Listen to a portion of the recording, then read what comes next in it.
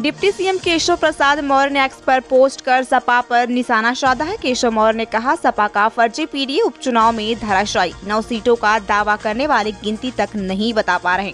बसपा कांग्रेस से गठबंधन कर गुमराह किया, पिछड़ों और दलितों को गुमराह किया, परंतु जनता ने सपा को सिरे से नकारा। करहल से सीसामऊ तक सपा के गढ़ भी ढहेंगे, भाजपा के सुशासन का कमल खिलेगा, 2027 में 2017 दोहराएंगे। मुरादाबाद से लखनऊ आ रहे सपा कार्यकर्ताओं को रोका गया। मुरादाबाद से अखिलेश यादव से मुलाकात करने जा रहे थे। मुलाकात करने जा रहे सपाइयों को सीतापुर पुलिस ने रोका। मुरादाबाद क्षेत्र के कुंदरकी विधानसभा क्षेत्र के हैं सभी कार्यकर्ता। सपा कार्यकर्ताओं को कोतवाली पुलिस ने लखनऊ जाने से रोका। कार्यकर्ताओं से मुलाकात करने पहुंचे सपा नेता अनूप गुप्ता। सीतापुर पुलिस पर लगाया जबरन कार्यकर्ताओं को रोकने का आरोप। सपा कार्यकर्ताओं को रोके जाने की पुलिस ने नहीं बताई कोई वजह। उपचुनाव को लेकर बीएसपी अध्यक्ष मायावती का बड़ा बयान। बोली, अब ईवीएम के जरिए फर्जी वोट डाले जा रहे हैं। हमारी पार्टी अब कोई उपचुनाव नहीं लड़ेगी। उपचुनाव में सरकारी मशीनरी का दुरुपयोग हुआ, लोगों में ईवीएम के गलत इस्तेमाल की चर्चा। सपा कार्यकर्ताओं को रोके जाने पर सपा अध्यक्ष अखिलेश यादव ने आरोप लगाया। अखिलेश ने एक्स पर पोस्ट करते हुए कहा कि कुंदरकी के मतदाता मुझसे मिलने लखनऊ आ रहे थे, जिन्हें रास्ते में सीतापुर के पास गिरफ्तार किया गया। कुंदरकी में लोगों को वोट डालने से रोका गया था। वो लोग अपनी व्यथा बताने के लिए लखनऊ आ रहे थे, क्योंकि वहां स्थानीय स्तर पर कोई सुनवाई नहीं हो रही थी। इससे भाजपा के चुनावी घपले का भंडाफोड़ हो जाता, इसीलिए बीच रास्ते में उनको सीतापुर में निरुद्ध किया। बीएसपी सुप्रीमो मायावती ने प्रेस कॉन्फ्रेंस की। इस दौरान मायावती ने कई मुद्दों पर अपनी प्रतिक्रिया दी। मायावती ने कहा, इलेक्शन कमीशन फर्जी वोटिंग रोकने के लिए कदम उठाए। बीएसपी समर्थक बहकावे में न आए, विरोधियों से सावधान रहे, एकजुट होकर रहना होगा।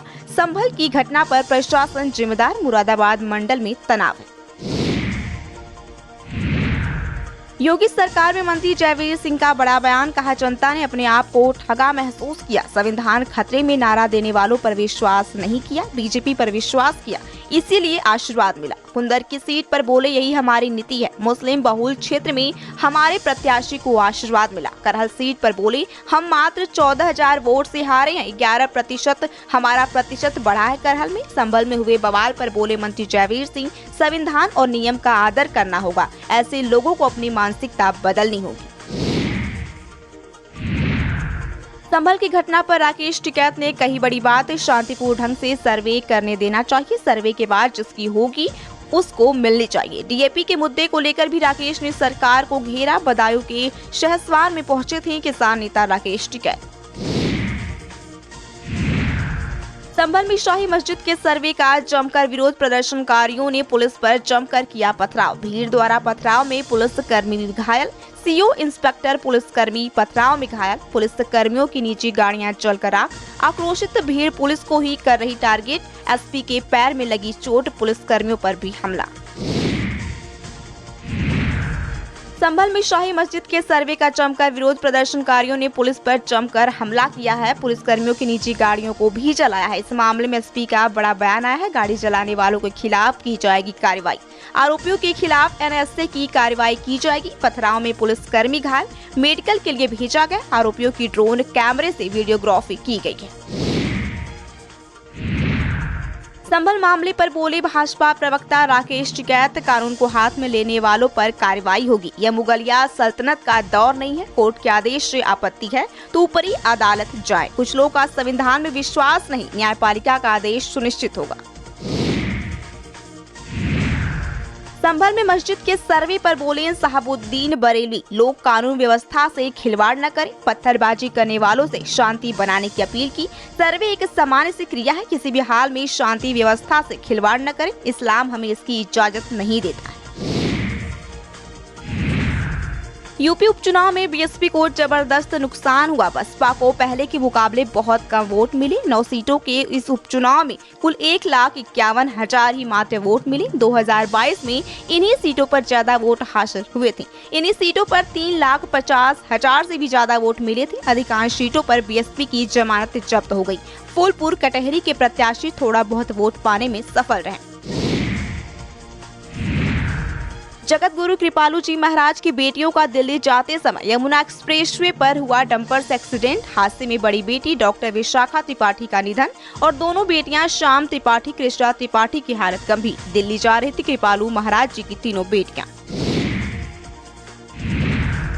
अयोध्या से सपा सांसद अवधेश प्रसाद ने उत्तर प्रदेश विधानसभा उपचुनाव के परिणाम पर कहा, यह चुनाव लोकशाही और तानाशाही के बीच हुआ। इन चुनावों को जीतने के लिए भाजपा को दम भर रही है। उन्होंने लोकतंत्र की सारी मर्यादाओं को चकनाचूर करके लोगों को डराकर धमकाकर रिवॉल्वर के दम पर मतदाताओं से मतदान करवाया है। इसी से उनकी जीत हुई है। स्वतंत्र और निष्पक्ष रूप से अगर चुनाव हुआ होता तो भाजपा की ये स्थिति नहीं होती। 2027 में अखिलेश यादव के नेतृत्व में इंडिया गठबंधन की सरकार बनेगी। भाजपा पूरी तरह से हारेगी।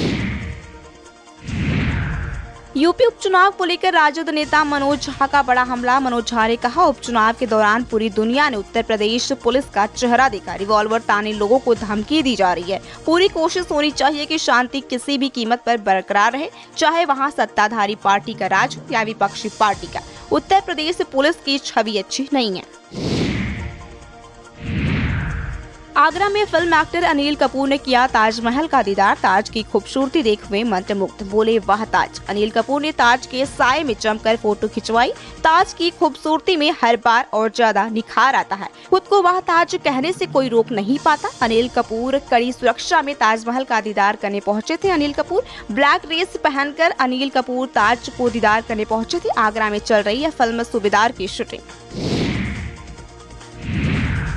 संसद में सर्वदलीय बैठक पर कांग्रेस सांसद प्रमोद तिवारी ने कहा कि कांग्रेस ने सरकार से आग्रह किया है कि न्यूयॉर्क में अमेरिकी न्याय विभाग ने संज्ञान लिया है कि यहाँ एक प्रमुख औद्योगिक घराना न केवल उद्योग को नियंत्रित कर रहा है बल्कि सरकार को भी नियंत्रित कर रहा है। प्रधानमंत्री नरेंद्र मोदी के मन की बात कार्यक्रम के 116वें एपिसोड में प्रधानमंत्री मोदी बोले कि एनसीसी से स्कूल के दिन याद आते हैं। एनसीसी से लाखों युवा जुड़े हैं। 5000 स्कूलों में एनसीसी की सुविधा। युवा ज्यादा से ज्यादा एनसीसी से जुड़े। देश को विकसित बनाने के लिए युवा सोच जरूरी। तकनीकी की मदद से बुजुर्गों की मदद हो रही। बुजुर्गों की मदद में लगे हुए हैं।